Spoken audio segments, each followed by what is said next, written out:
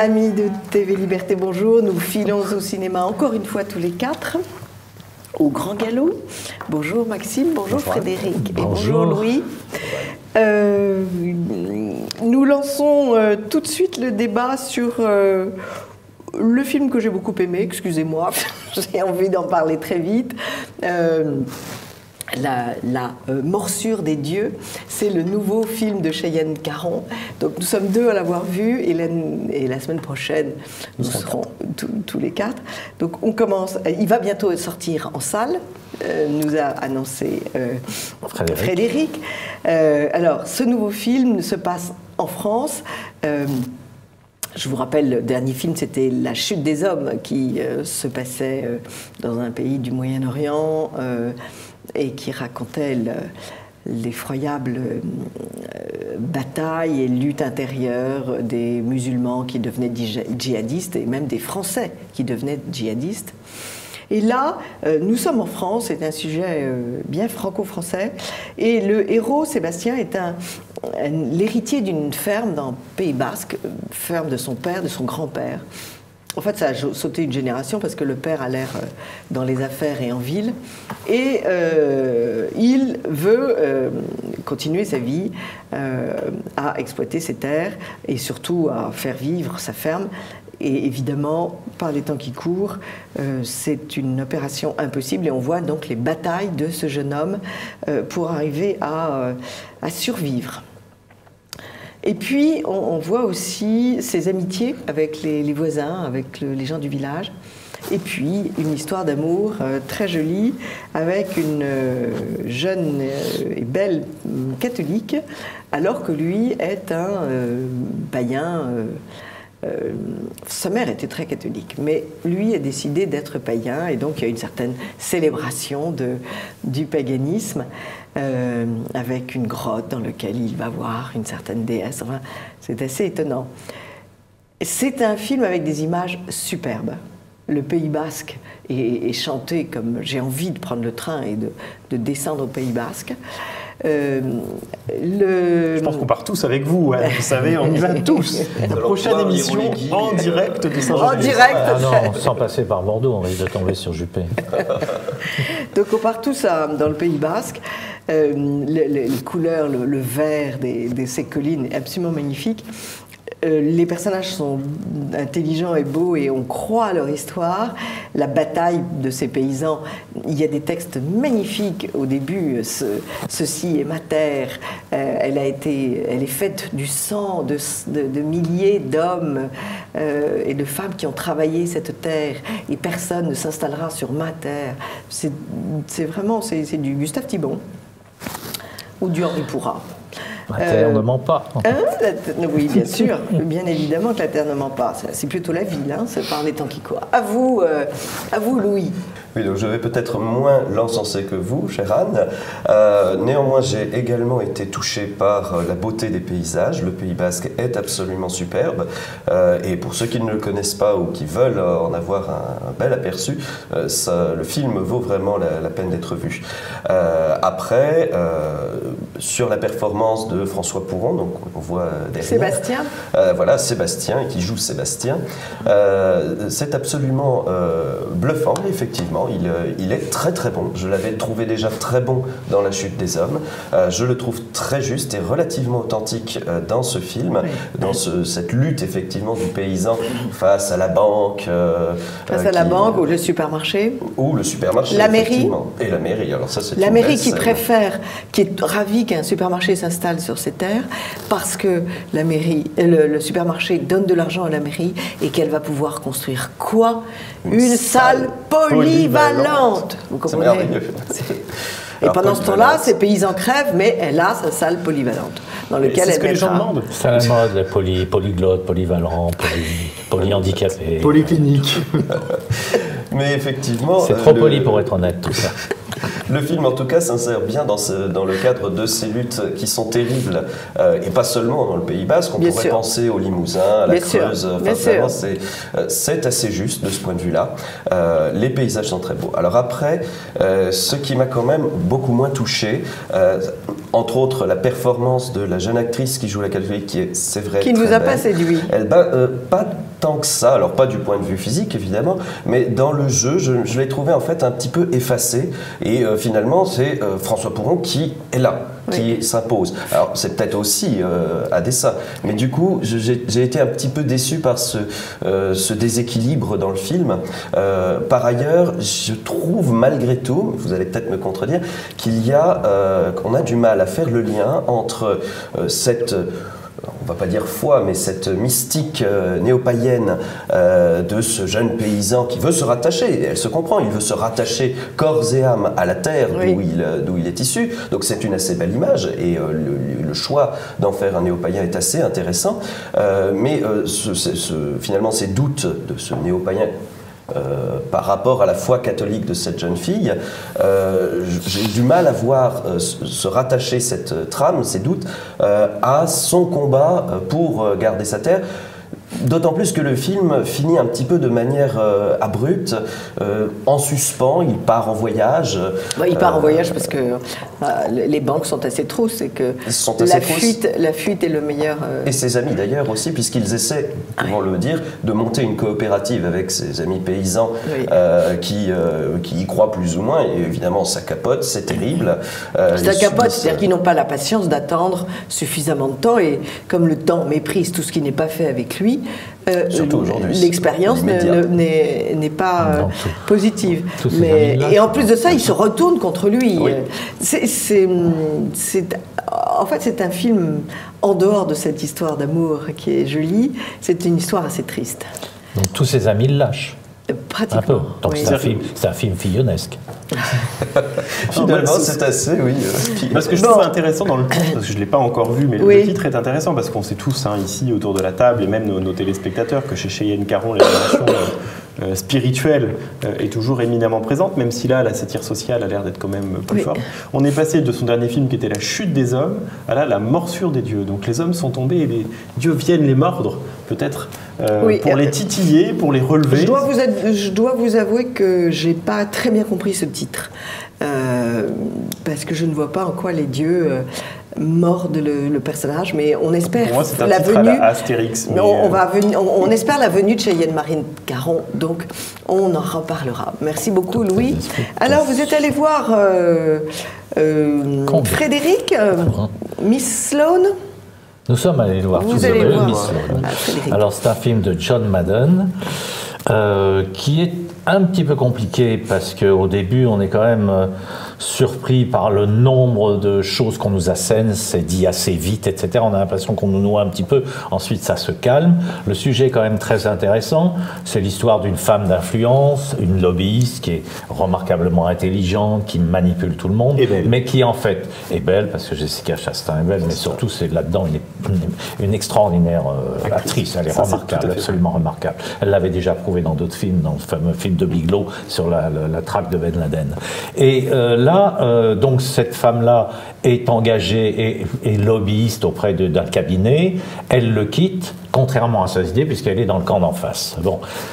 Il y a, à la fin, vous verrez, c'est un petit peu invraisemblable, parce qu'il y a toute une série de choses qui sont rajoutées, qui, à mon avis, ne pourraient pas être dans l'existence, mais toute la partie aussi un peu procès ou juridique. Mais pourquoi elle fait qu'est-ce qu'elle soutient Bon, alors oui, c'est intéressant, parce que le problème, qui la paye en fait, non, mais c'est simplement, elle était pour des gens qui sont pour le lobby des armes, qui défendent parce qu'on doit voter, et il s'agit de faire changer de vote un certain nombre de sénateurs pour faire passer cet amendement contre les armes. Donc elle passe de l'un à l'autre, parce qu'elle se dit c'est un challenge, un défi, pardon, donc j'essaierai et puis elle est ambitieuse, elle sacrifie tout, elle n'a pas de vie intime, elle a simplement un garçon qui vient de temps en temps pour la soulager, qu'elle paye, mais sinon elle n'a pas d'amant, elle n'a pas de famille, elle n'a rien, elle a tout sacrifié à sa carrière. Tout sacrifié à sa carrière.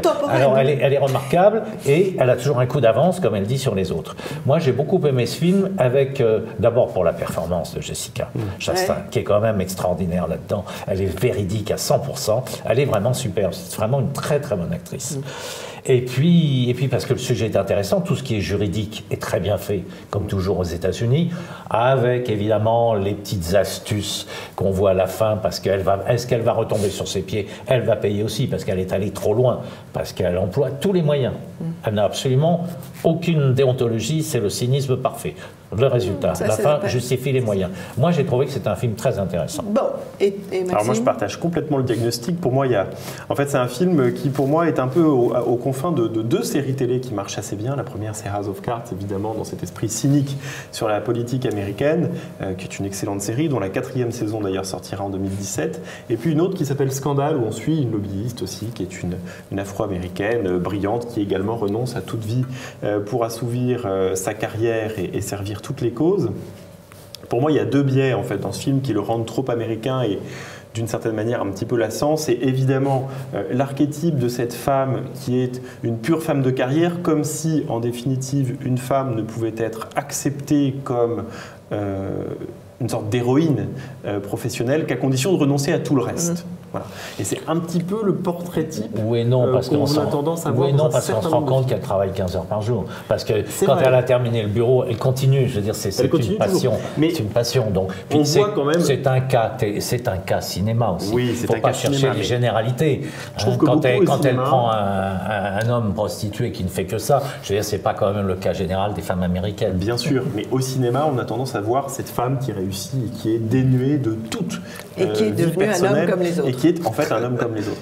Et le deuxième biais, c'est évidemment quelque chose que j'ai trouvé un peu facile. Enfin, la cause, c'est le lobby des armes, évidemment, qui aux États-Unis est peut-être celui qui fait le plus parler de lui. Et j'aurais apprécié d'avoir une cause un tout petit peu plus amusante ou politiquement qui sort des sentiers battus. Par exemple, la cause des pro-environnement ou la question du réchauffement climatique, qui en fait donne lieu à des lobbies. C'est beaucoup plus difficile à traiter. C'est plus difficile à traiter. Que là, le choix des armes, je veux dire, enfin, il y a deux camps qui s'opposent avec des arguments. J'ai trouvé ça un peu trop facile. Enfin, je suis pour tout moi, à fait d'accord. C'est le lobby de base. Bon. C'est le lobby de base, mais bon, c'est quand même une grosse préoccupation aux États-Unis aussi. Or là, c'est très américain. Ben oui, mais c'est très américain parce que nous ici, les armes, on peut se les procurer, mais pas différemment. Mais c'est aussi le problème numéro un aux États-Unis, qui est très quand même prégnant, puisqu'il y a aussi un changement, on verra. Je suis d'accord. C'est aussi déjà pour le public américain. Bon. Alors nous restons aux États-Unis avec un film d'actualité, Les femmes de l'ombre. Les figures de l'ombre. Les figures de l'ombre. Mais qui sont trois femmes. Ce sont trois femmes. Ah oui, oui. C'est l'histoire donc de trois femmes qui sont des Afro-américaines. Je le dis parce que c'est une question qui est importante. Ça se passe c'est la question centrale. Dans les années 50, c'est la question centrale. Et en fait, ces trois femmes sont d'excellentes mathématiciennes. Assez belles, enfin surtout deux d'entre elles, et sont surtout des cerveaux. Voilà. Oui. Contrairement à ce qu'on pourrait croire. Ce sont des actrices, ce ne sont pas des vraies. Oui, bien sûr. Non, tu dis elles sont belles. C'est tiré, bien entendu, d'une histoire vraie. Alors les actrices sont toujours plus belles que la réalité. Les vrais personnages, parce que sinon ça n'est pas drôle. Et il faut faire un petit peu saliver le chaland, si j'ose dire. Et donc, en fait, ces trois femmes qui sont des mathématiciennes, ou en tout cas, disons, des femmes qui ont fait des études supérieures et qui sont assez brillantes, travaillent toutes les trois pour ce qui va devenir la NASA, c'est-à-dire l'Agence spatiale américaine, où elles sont des calculatrices, en fait. Et il y a toute une série de femmes, alors ce ne sont que des femmes, les blanches d'un côté, bien entendu, les noires de l'autre, qui sont des calculatrices qui sont employées pour vérifier les calculs, etc., etc. Et donc, en fait, l'intrigue repose sur un dispositif assez simple qui est donc premièrement la question de l'opposition entre les personnes de couleur et les autres personnes. Donc ça c'est un peu la trame générale qui va devoir s'effacer pour qu'ensemble on arrive à construire quelque chose et donc envoyer un homme dans l'espace. Il y a un moment où le grand chef qui est joué par Kevin Costner dit ici, je cite, ouvrez les guillemets avec des pincettes. Ici, on pisse tous de la même couleur. À la NASA. Voilà. Apprécier la finesse des dialogues. À son niveau. Ensuite, deuxième question, c'est à mon avis plus intéressante, c'est la question de la modernité, puisqu'en fait, c'est le moment où le premier ordinateur IBM apparaît et les calculatrices noires et leur chef se disent avec cette machine qui fait 24 000 opérations à la seconde, on va se faire avoir. Et donc, elles se disent, on va devenir programmeuses. Et en fait, elles arrivent à se recycler comme programmeuses et utilisatrices de la machine, et donc à rester indispensables, et donc à ne pas se faire virer. Et en fait, il y a une inversion à la fin du film entre les blancs et les noirs, c'est-à-dire que les blanches sont celles qui commandent un peu. Et d'ailleurs, la chef qui est blanche appelle la chef des personnes, des colored calculatrices, Dorothy. Et à la fin, elle l'appelle par son nom de famille. Elle lui dit Miss Machin. Vous voyez, donc là, il y a une inversion. Et en fait, donc, l'équipe, si j'ose dire, des calculatrices noires va apprendre à gérer la machine, tant et si bien qu'à la fin, l'équipe blanche s'aperçoit qu'elle va perdre son job, et donc viennent en demandant si elles peuvent travailler ensemble. Donc vous voyez, voilà, la distinction entre les deux en fait, il y a celles qui font, c'est les autres, en fait. Voilà, arrive à son terme. Et donc, le personnage principal, c'est une de ces 3 femmes de couleur qui est évidemment très très douée. Alors, on est très très loin de l'image de base de la ségrégation qui serait le pauvre petit esclave noir. En quelle année ça se passe? Dans les années 50. 60. Ouais. Elle est quand même d'une famille assez aisée. Elle a passé un doctorat en mathématiques. Enfin, voilà. Dans une famille qui avait déjà une voiture dans les années 20, enfin on est très très loin des esclaves, et elle est embauchée, si j'ose dire, dans l'équipe la plus importante, la plus précieuse, qui est celle qui envoie directement les messieurs dans la fusée spatiale. Et donc son rôle est extrêmement crucial, et elle arrive à s'imposer d'abord dans un monde d'hommes, où les femmes en fait sont reléguées au second plan, et dans un monde exclusivement de blancs, à tel point qu'elle devient tellement indispensable qu'elle reste malgré tout dans l'équipe, même si la machine va être imposée. Donc c'est évidemment une assez belle histoire, ça fonctionne bien, on s'attache à elle, en plus entre-temps elle rencontre un homme parce qu'elle était veuve, enfin, tout ça fonctionne très très bien évidemment. Alors évidemment, le grand biais de tous ces films sur la question de la ségrégation, c'est la question de la ségrégation elle-même, à laquelle on est confronté à la bibliothèque, à la mairie, dans l'autobus. Aux toilettes, puisqu'elle va aux toilettes, c'est très très loin. Aux toilettes, et évidemment, c'est une question qui n'intéresse en réalité que les Américains, parce qu'on a tendance à nous bassiner les oreilles au cinéma avec cette question de la ségrégation, comme si c'était une réalité des Blancs contre les Noirs. Or, c'est une réalité américaine qui a pris fin et qui, à vrai dire, pour nous, Français ou Européens, nous parle évidemment pas des masses. Je n'ai pas vu le film, mais je dirais que ça n'a pas tout à fait, quand on va aux États-Unis de temps en temps, comme moi, ça n'a pas tout à fait disparu. Et ça disparaîtra jamais aussi, parce qu'il n'y a pas de mélange, vous avez des ghettos, etc. Et ce sont 2 races différentes. Alors ça va peut-être s'amenuiser, c'est le Brésil, que je connais bien, un pays soi-disant multiracial, vous n'avez jamais vu autant de racisme. Seulement, c'est insidieux, ça ne se voit pas, etc.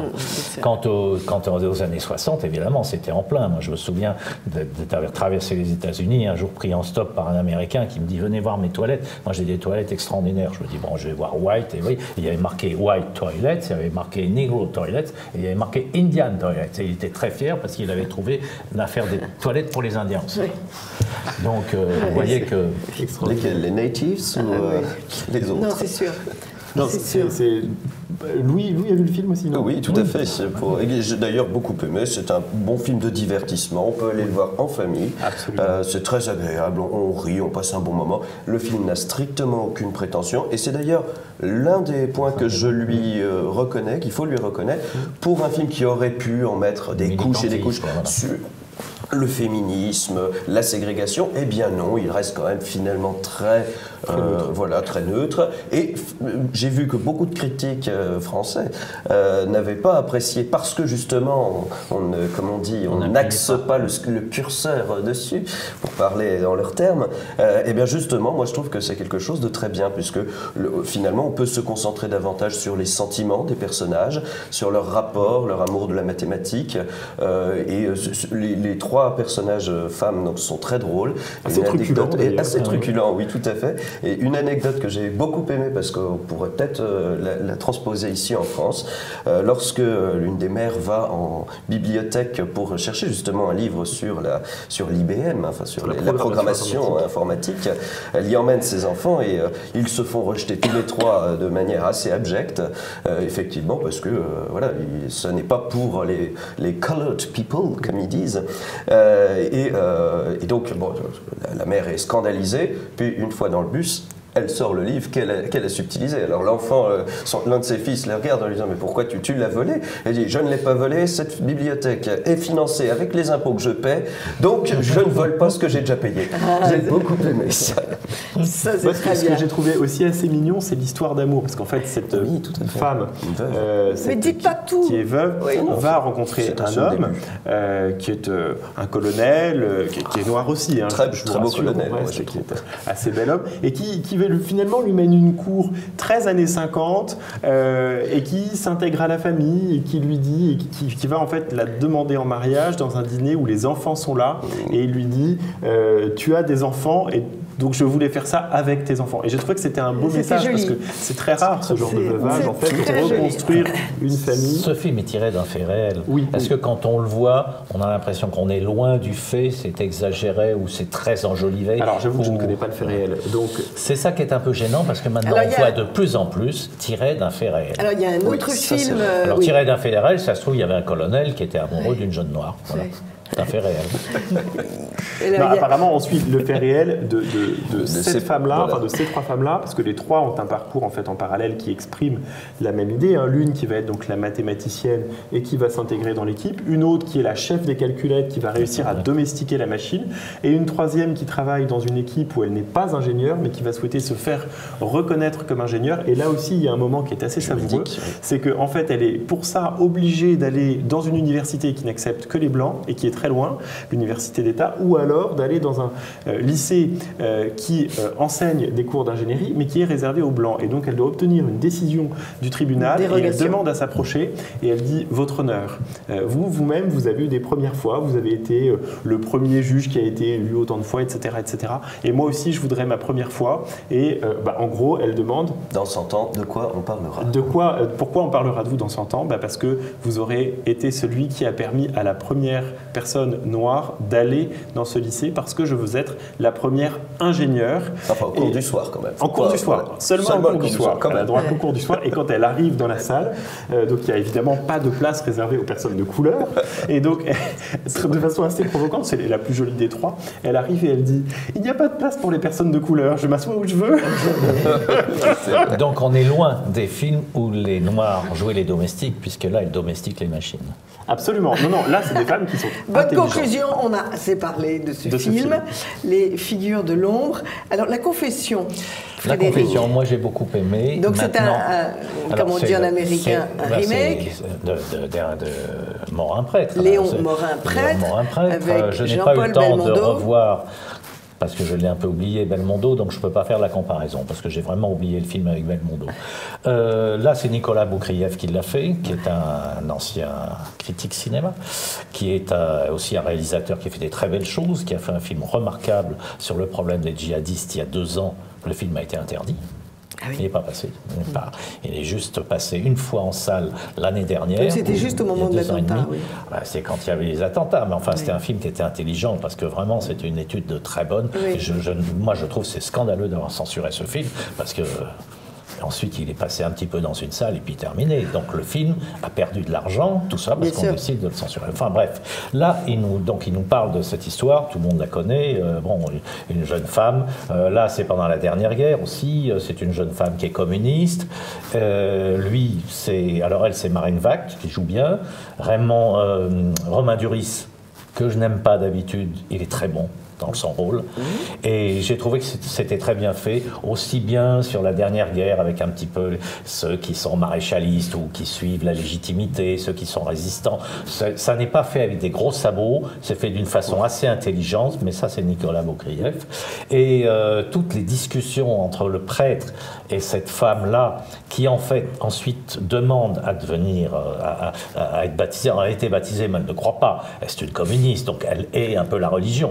Donc il y a des scènes entre eux qui sont très intéressantes, très très intéressantes. C'est bien fait. Et en même temps, elle va aussi devenir une croyante, une catholique pratiquante. Mais est-ce qu'elle le fait parce qu'elle passe par Dieu pour avoir l'homme, ou elle passe par l'homme pour arriver à Dieu? Parce qu'en fait, elle est amoureuse du prêtre. Et ça, voilà. C'est bien fait, c'est vraiment bien fait. Moi, je le recommande, je trouve que c'est fait avec intelligence. Bon.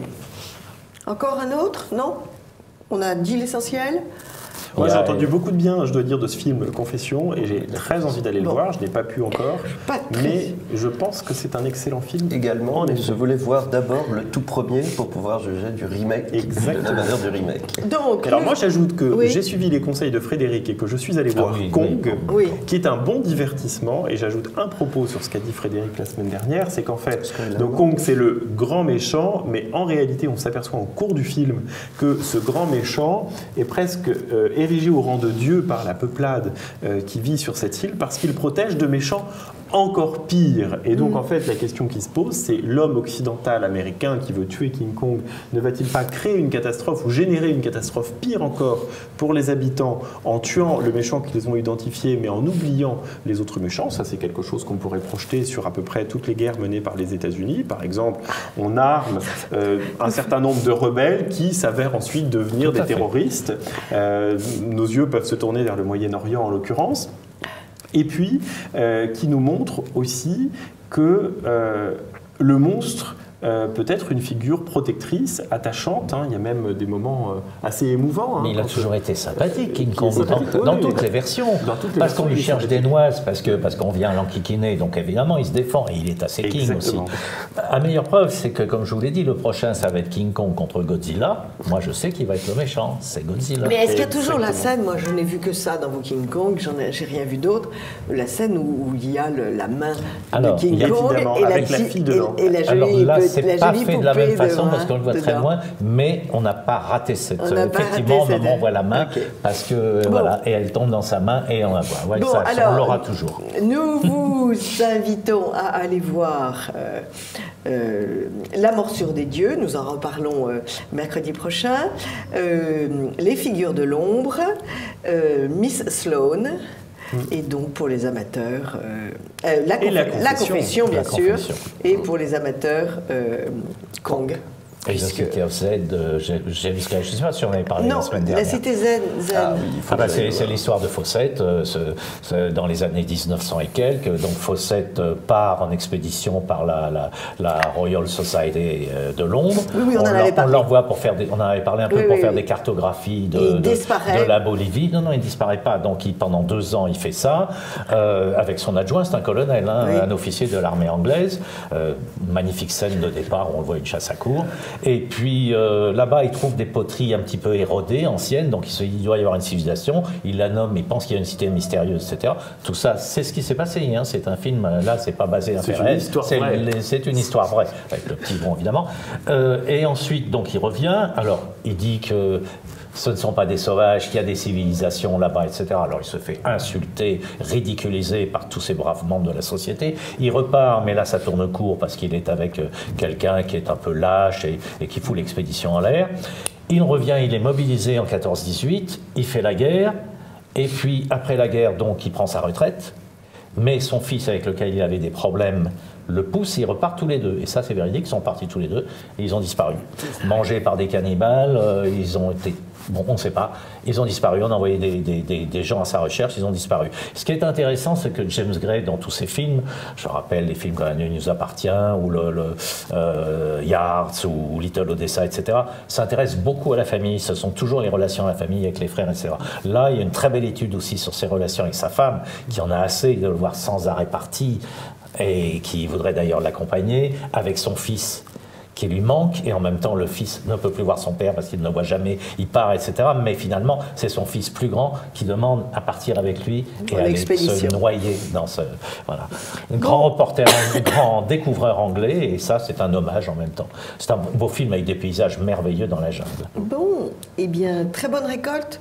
Merci à tous les trois, amis de TV Liberté. À mercredi prochain.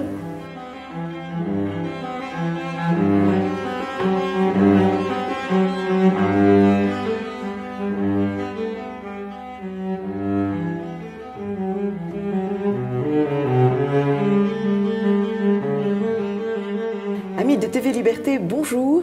Nous partons ce matin en Russie avec Philippe Champion. Bonjour Philippe. Bonjour Anne.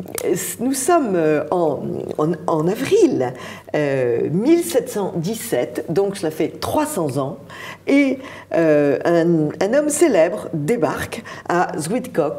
C'est Pierre Ier, le tsar de toutes les Russies, pour un séjour de 66 jours, c'est-à-dire 9 semaines à peu près. Philippe Champion, cette plongée dans un sujet extrêmement précis, pointu, de ce séjour donc, de Pierre Ier en France est absolument passionnant. Passionnant parce qu'en fait, vous nous faites un tableau de la France en 1717, un tableau de la Russie en 1717, et comment ces deux mondes, qui sont quand même très éloignés, ne serait-ce que géographiquement, se rejoignent. Et vous verrez, chers amis de TV Liberté, combien l'influence des ingénieurs français, combien l'art des artistes français a été accueilli en Russie grâce à Pierre Ier, mais pas seulement finalement, parce qu'il y avait déjà beaucoup de relations entre les deux pays. Comment est-ce que vous êtes, j'ai envie de dire, tombé en admiration et en amitié avec ce pays? Oui, c'est un petit peu le hasard des circonstances. Je dis dans la présentation de l'auteur qu'on m'avait demandé de rédiger, je dis que mon premier voyage en Russie a été fait à titre professionnel. Et c'est tout à fait exact. C'est donc fortuitement que j'ai rencontré la Russie. Fortuitement. Il n'y a aucune espèce de tendance spontanée, naturelle, pas du tout. Mais une fois découvert la richesse culturelle de la Russie, évidemment, on ne peut pas faire comme si on ne le connaissait pas. Et donc, j'ai eu la chance de pouvoir y retourner régulièrement. Et petit à petit a pris forme pour moi l'idée de la description de ce contact. C'est pas tout à fait le premier, mais c'est le premier de cette importance entre la France et la Russie, à l'occasion du voyage de Pierre le Grand à la cour du régent, le petit Louis XV, qui n'avait que 7 ans à l'époque. Parlons-en tout de suite, vous nous décrivez cette rencontre extraordinaire. En fait, déjà, Pierre le Grand déjà admirait Louis XIV. Voilà, c'est ça. Il était un admirateur inconditionnel de Louis XIV, en qui il voyait un modèle du monarque. Du monarque, exactement. Voilà. Alors, il avait déjà, quand il était venu en Europe, quand il avait fait son premier voyage en Europe, alors qu'il venait juste de prendre le trône de Moscou, 20 ans avant le voyage en France, il avait déjà eu le projet de venir en France. Mais Louis XIV avait éludé. Louis XIV avait éludé. Peut-être s'en est-il repenti, puisque à la fin de son règne, il avait fait lui-même une démarche d'approche vers la Russie. Bon, ça c'est un autre problème. C'est votre prochain livre. Oh, je ne sais pas. Il faudrait consulter des archives au ministère des Affaires étrangères et je ne suis pas sûr que j'aurai le goût de me plonger là-dedans. Enfin, ce que je voulais dire, c'est que avant ce voyage de 1717, Pierre le Grand avait souhaité déjà venir en France. Et puis, ça n'avait pas pu se faire. Il avait sans doute fait d'autres approches. Après certains textes de Saint-Simon, on peut supposer qu'il a fait une autre approche qui n'a pas non plus abouti. Et puis, Louis XIV étant mort, il a à nouveau fait sa démarche et le régent, vaille que vaille, a accepté la visite du tsar. Je dis vaille que vaille parce qu'il n'était pas très enthousiaste. Et là, la rencontre est délicieuse parce que Pierre le Grand est un géant, Louis XV est un jeune enfant et petit et dans la foule est là et dans un geste de protection, le tsar va prendre Louis XV dans ses bras. C'est une très jolie scène. Très jolie scène. Elle a été un peu enjolivée parce qu'on ne sait pas s'il l'a fait plusieurs fois. On raconte l'événement pour des tas de plusieurs circonstances où il a rencontré Louis XV. Il ne l'a pas rencontré souvent. Il l'a rencontré 3 fois. Mais en tout cas, c'est comment dirais-je, c'est une image symbolique, même si elle n'est pas scrupuleusement vraie dans les détails qu'on en donne ou pour les raisons pour lesquelles il l'a fait. De toute façon, c'est un très beau symbole. C'est un très beau symbole, absolument. Alors, pourquoi est-ce que Pierre le Grand est si admiratif de la France? Pourquoi veut-il aller en France? Oui. Il est surtout admiratif de l'Europe, parce qu'il comprend, dès qu'il est devenu tsar en titre et seul, il comprend que la Russie, si elle ne veut pas stagner, doit se mettre à l'école de l'Europe, c'est-à-dire se moderniser. Son jugement sur les Russes de l'époque est très négatif. Très positif. Son jugement est tout à fait négatif. Je n'insiste pas trop là-dessus. L'historiographie russe contemporaine est beaucoup plus sévère, si j'ose dire, qu'elle ne le fut il y a quelques dizaines d'années.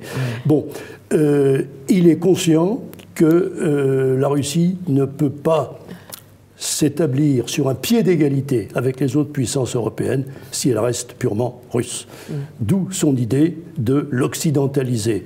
Et je dis que son approche de la France a été provoquée parce qu'il s'est aperçu que l'Europe avait suivi la France et que s'il voulait être européen, il fallait qu'il fût français.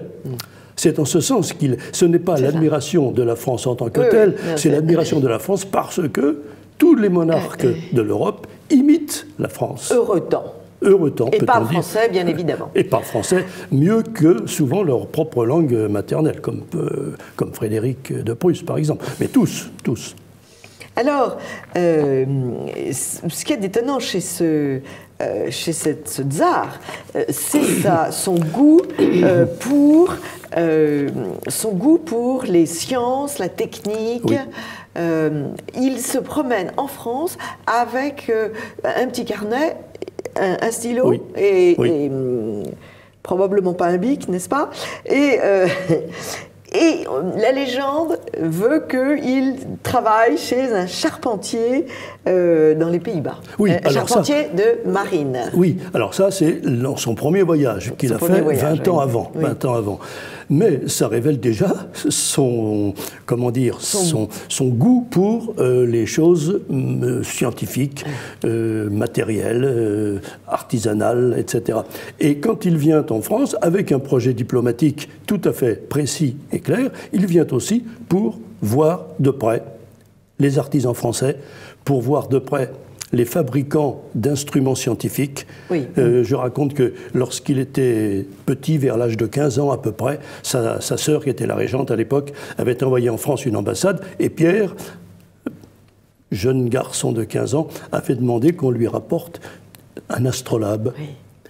Et donc, son premier instrument scientifique était un astrolabe français, et ça a sans doute nourri son goût et son désir plus vivant de connaître les techniques de fabrication de ces engins, toutes les utilisations qu'on pouvait en faire, etc. Et comme par ailleurs il était passionné par la marine, eh bien il y a eu là une espèce de conjonction, si je peux dire, une espèce de conjonction de centres d'intérêt qui a fait qu'en France il s'est véritablement consacré à des études scientifiques, en visitant l'observatoire, par exemple, en visitant le jardin des plantes.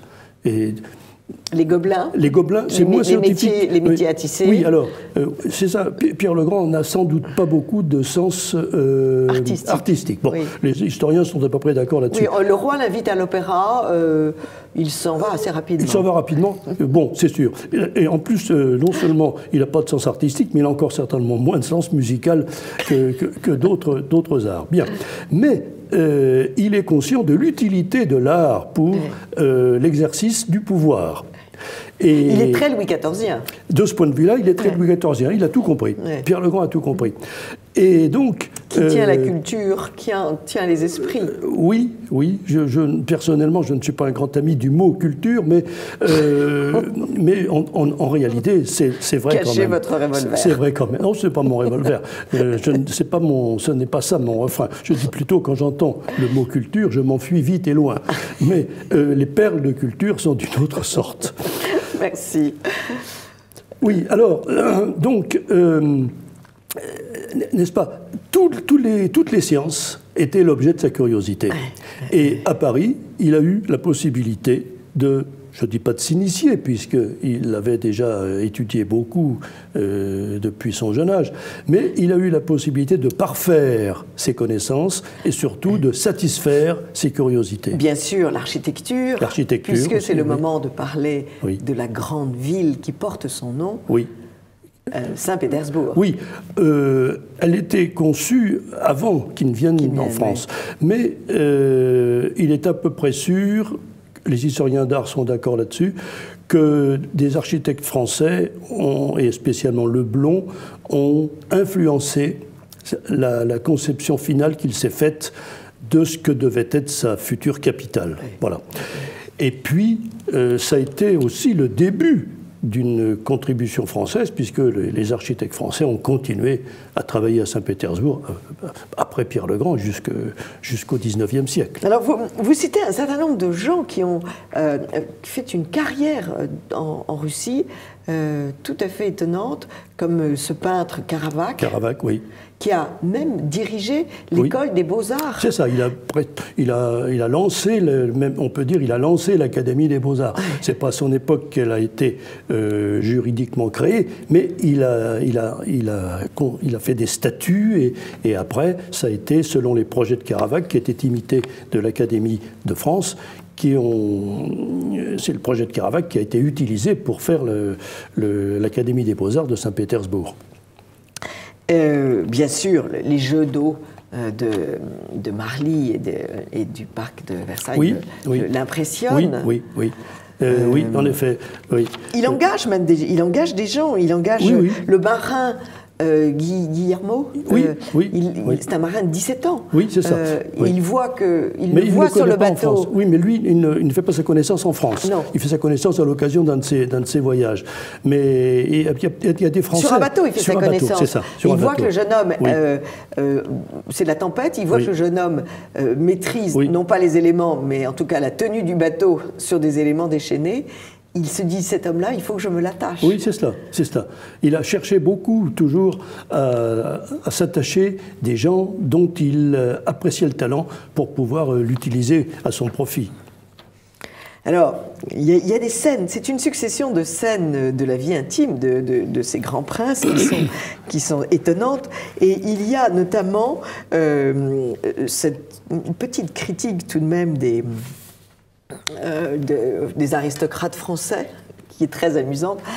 Alors lui, il est assez sobre, il est, je dirais pas rustique, mais enfin, il a un costume le matin, et ça dure jusqu'au soir. Et alors vous écrivez, quand on voit, mais on voit aussi que la simplicité de sa tenue et de ses manières a également beaucoup frappé, et il semble qu'il y ait mis lui-même quelque affectation. Comment expliquer autrement qu'au marquis de Nesle, qui croyait sans doute faire l'homme du monde, ou qui, ayant peut-être lu Furetière, imaginait qu'il impressionnerait Pierre en changeant d'habit plusieurs fois par jour, celui-ci ait demandé innocemment s'il était vraiment si peu satisfait de son tailleur pour ne pouvoir jamais trouver aucun habit à sa guise. Je trouve que c'est drôle comme... Il a un esprit de toujours en alerte, bien critique, qui est très drôle.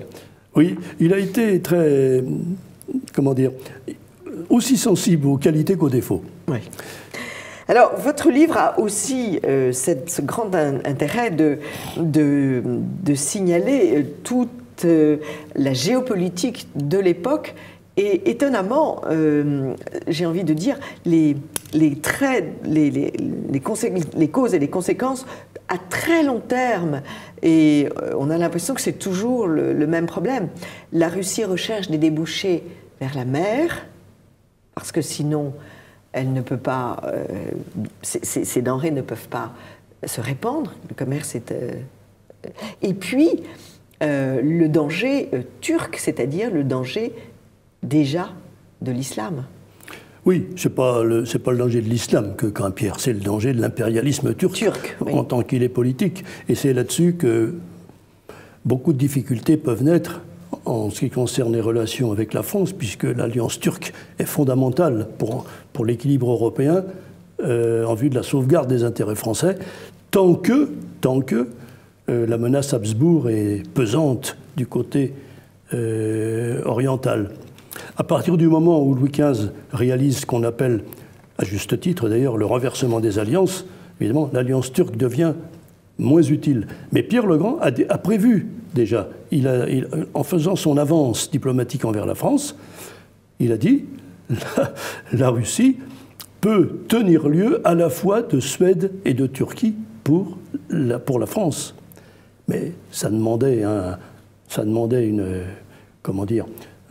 vraiment une prescience du renversement possible des alliances qui, en 1717, n'était pas encore mûre. Envisageable, oui, absolument. Alors, encore une fois, ce livre est à la fois un récit de la vie quotidienne et, avec beaucoup de recul, toute cette bataille entre les slavophiles et les occidentalistes. Le tsar a eu maille à partir avec un certain nombre de prêtres orthodoxes qui n'étaient pas du tout favorables à toute cette ouverture à l'Ouest. Oui, non seulement des prêtres, mais son propre fils. Certainement que la rupture avec son fils, qui va jusqu'à l'exécution capitale du fils, vient de ce que le fils représentait une tendance hostile, complètement hostile à l'européanisation de la Russie, en disant que ce n'était pas la vocation de la Russie d'être européenne, mais que la Russie devait être russe. Oui. Alors, ce qui est étonnant, c'est que vous citez Margeret, qui était donc un diplomate. Non, c'était un officier. Un officier, oui. Un officier, et qui écrit « La Russie, le meilleur boulevard de la chrétienté contre les Scythes et autres peuples mahométans ». Oui. C'est quand même inouï. Oui. Cela dit, il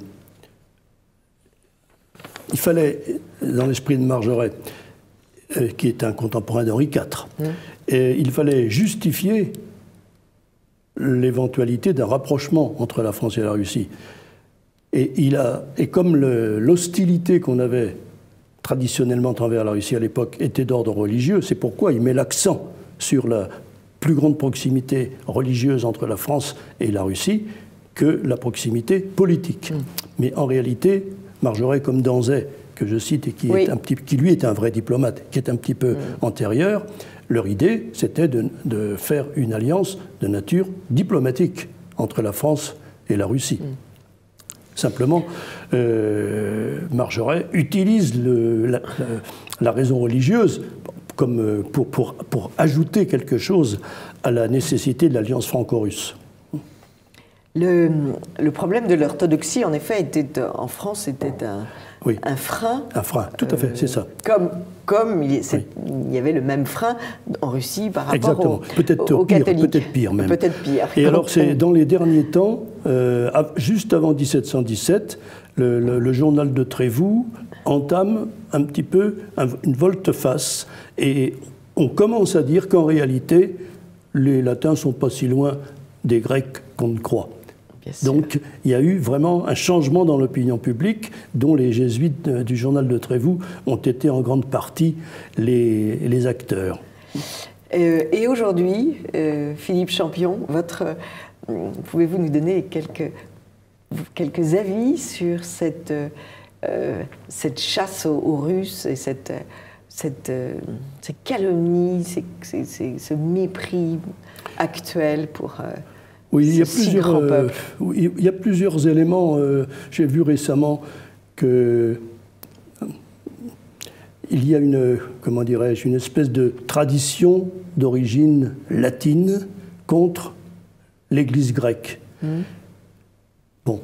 Oui, mais enfin, chez le journaliste lambda, écoutez, bien sûr. Il ne connaît pas tout ça. Non, mais ce que j'ai lu à ce sujet montre qu'en réalité, ça pénétrait les consciences d'une façon invisible. Bon, est-ce entièrement vrai? Je ne sais pas. Bon, mais il y a autre chose, naturellement, il y a autre chose, et qui est bien pire. C'est que nos intellectuels de gauche ont été complètement bouleversés par l'échec du bolchevisme, du communisme en Russie. Du marxisme et de son avenir prodigieux. Alors forcément, ce qui en est sorti leur paraît l'abomination de la désolation. C'est la hargne de la défaite. Voilà, la hargne de la défaite. Ah oui, j'avais jamais imaginé ça, mais vous avez tout à fait raison. Ouais. Et autrement, parce que pendant 70 ans, on nous a célébré la Russie soviétique comme jamais. Exactement. Si on n'était pas pro-Russie soviétique, on était vraiment le dernier. Et alors, ce qui est le plus extraordinaire, c'est que ces intellectuels de gauche reprochent à la Russie d'aujourd'hui les mêmes choses que les intellectuels de droite reprochaient à la Russie soviétique, c'est-à-dire un pouvoir tyrannique, etc. C'est absolument ahurissant. Ahurissant. On est dans un monde d'irrationalité extraordinaire. Oui, ça, le rationnel n'est pas ce qui... foi et raison, il faut en revenir à l'encyclique de Benoît XVI. Et vous avez l'impression que les choses pourraient s'arranger ou... Non. Je ne crois pas qu'elles puissent fondamentalement s'arranger, à moins que, évidemment, l'impérialisme américain ne diminue, évidemment. Voilà. Ce qui est possible, étant donné les circonstances actuelles. Oui, parce que maintenant, c'est plus un jeu à 2, c'est un jeu à 3. Il y a l'Amérique, l'Europe et la Russie. Oui, c'est ça. Et puis l'Amérique fait tout pour qu'il n'y ait pas d'entente avec cette Russie. Peut-être la diplomatie américaine va-t-elle s'infléchir dans le sens d'une multipolarité que jusqu'à maintenant, ils ont totalement refusé. Voilà, chers amis de TV Liberté, vous comprendrez combien ce livre est riche. Philippe Champion, Pierre le Grand chez Louis XV, c'est aux éditions Apopsix. Et c'est un livre dans lequel, encore une fois, on se promène. Nous sommes en 1717, c'est-à-dire exactement il y a 300 ans, dans l'intimité des Français, dans l'intimité des Russes, et l'on voit combien tout de même cette France et cette Europe a fécondé, j'ai envie de dire. Est-ce que l'image vous plaît? Tout à fait. Tout à fait. Elle a contribué à la fécondation. Cette grande Russie que tout le monde va voir en procession à Saint-Pétersbourg. Mais en effet, c'est une ville qui est européenne. Les architectes sont italiens, français, allemands. Merci beaucoup, Philippe Champion. Est-ce que vous travaillez sur un autre immense sujet que... Je travaille sur un autre petit sujet, mais qui n'a rien à voir. Je prépare une étude sur la poétesse Anna de Noailles. Ah, bien. C'est une poétesse que j'aime infiniment, donc vous serez réinvité dès que le livre sort. Je vous en remercie. Vite, vite, il faut le publier. J'espère début 2018. Très bien. Merci beaucoup, Philippe Champion. Merci, Anne. Chers amis de TV Liberté, à très vite pour une autre émission de Perles de Culture.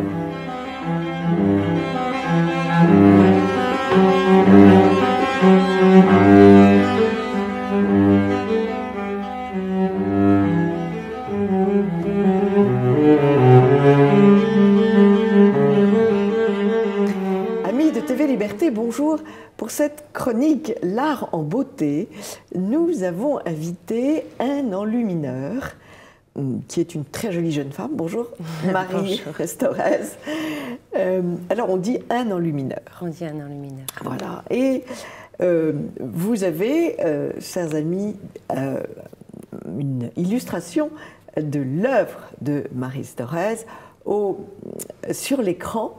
Et c'est extrait d'une œuvre qui s'appelle « Les clés de Grenade ». Alors, comment est née cette... D'abord, peut-être, comment naît cette vocation d'artiste extraordinaire? Alors, c'est aidé par un environnement familial, papa ayant fait les beaux-arts. Oui. Voilà, donc j'ai toujours vécu un petit peu dans cette ambiance de calligraphie, surtout papa calligraphiant à merveille. Ah oui. Et voilà, moi j'étais pas du tout partie là-dedans, j'étais en études d'espagnol à la fac. Oui. Et je me suis toujours intéressée à la calligraphie. Donc j'ai pris des cours, quelques cours de calligraphie, et après j'en ai fait en autodidacte. Oui. Et après mes études d'espagnol, eh bien, j'ai été attirée par la calligraphie et je voulais vraiment me perfectionner. Donc, je suis rentrée dans cette école, l'école d'Angers, l'école d'enluminure. Oui. Donc, c'est la calligraphie qui m'a menée à l'enluminure. Très bien. Et voilà, où on enseigne dans cette école surtout l'enluminure, un peu de calligraphie, mais surtout l'enluminure. Très, très bien. Alors, les téléspectateurs vous connaissent puisque vous êtes venu présenter ce beau livre que vous avez illustré, qui s'appelle Fatima. Marie te livre le secret de ton cœur, qui est un très beau livre avec un format à l'italienne pour les enfants, un livre très, très, très joli pour expliquer aux enfants le message de Fatima.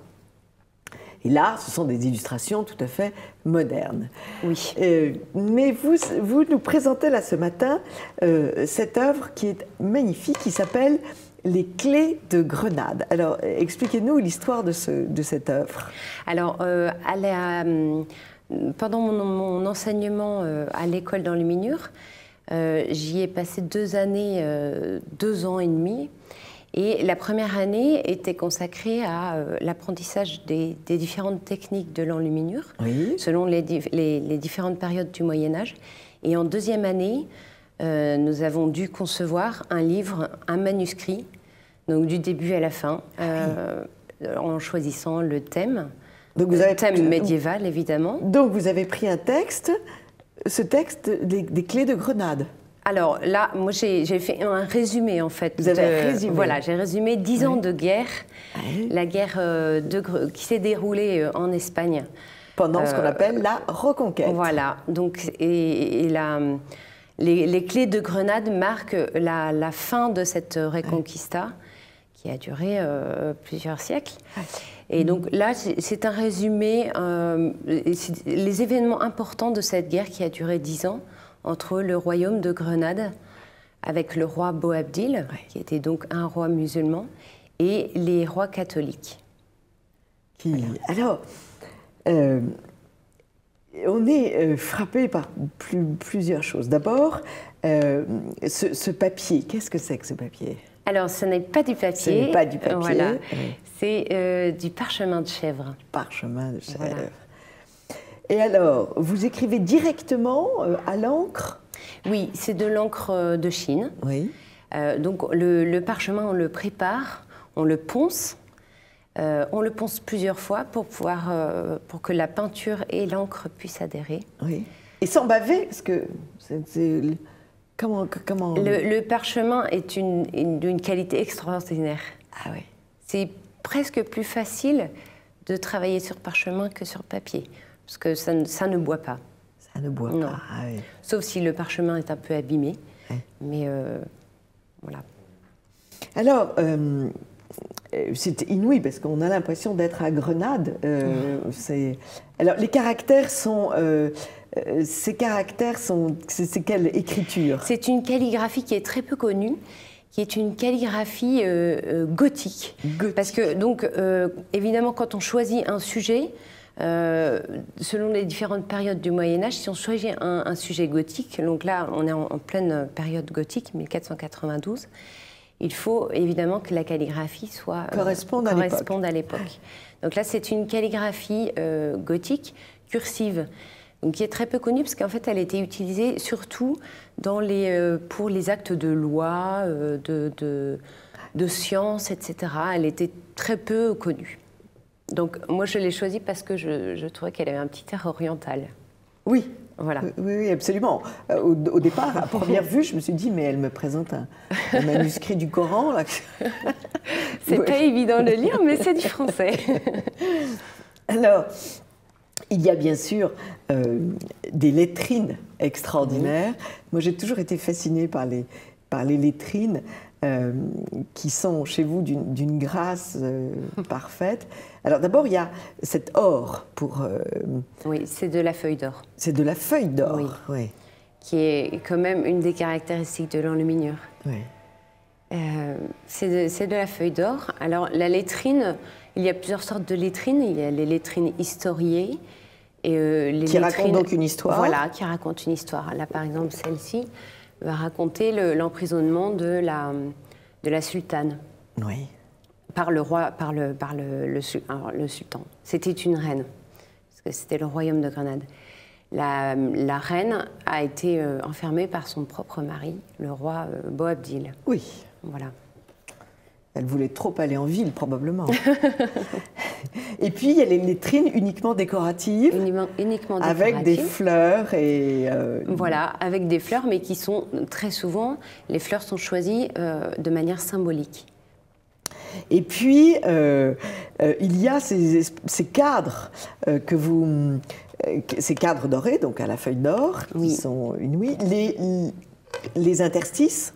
Oui, alors chaque page calligraphiée doit être un minimum enluminée. Ah oui. Voilà, donc il doit y avoir un minimum de peinture. Voilà. Et puis, alors, ces tableaux qui racontent une histoire, qui sont des véritables, qui sont des photos de l'époque. C'est ça. Et qui sont extrêmement vivantes. Qui permettent de mieux comprendre le texte. Je suis très très impressionnée parce que c'est d'une finesse, c'est d'une beauté des couleurs tout à fait étonnante. Et puis la construction aussi tout à fait étonnante. Et on peut faire des rapprochements entre ces enluminures et la peinture gothique et la peinture religieuse. Oui, tout à fait. Je pense par exemple à ces chevaux que vous avez mis en ligne. Et il y a certains tableaux où c'est le peuple de Dieu qui est comme ça, ou les évêques, des rangées d'évêques. Tout à fait, oui. Il y a en enluminure, il y a des codes, et puis c'est un dessin assez... alors là, on est à la fin du gothique, donc on commence à avoir de la perspective, mais dans la plupart des enluminures, nous n'avons pas cette perspective puisqu'elle n'existait pas au Moyen-Âge.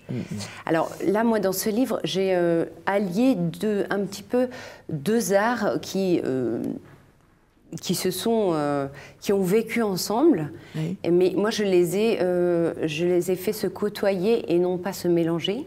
Donc nous avons l'art arabe et l'art gothique. Donc les scènes figuratives seront en art gothique et les scènes ornementales, donc l'ornementation autour, sera en style arabe.